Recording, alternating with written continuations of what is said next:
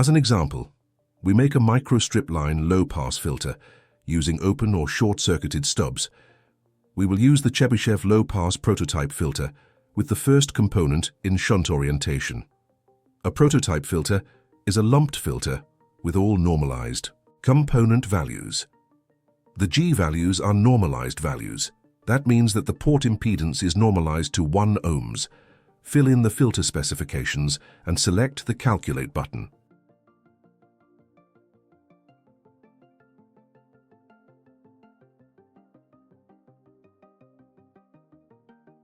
Next step is to transform all lumped components to its transmission line equivalent using the Series and Shunt Circuit Lines tool. Our line sections are 1/8 of a lambda long at the cutoff frequency of the low-pass filter. This is equal to 45° phase length. Now we can do the conversion, first for the capacitors and then for the inductors. The values G1, G3 and G5 are the normalized input values for the capacitors. The values G2 and G4 are the normalized input values for the inductors.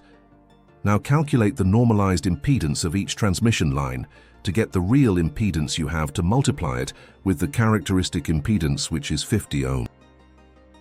Next step is to convert the transmission lines to microstrip lines, fill in the parameters of the substrate, and fill in the impedance and phase for each transmission line.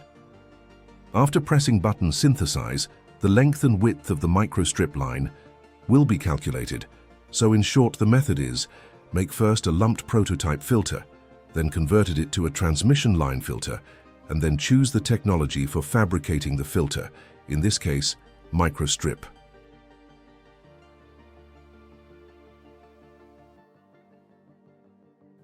The followed steps are also shown in this picture, together with the simulation results of the microstrip filter characteristics.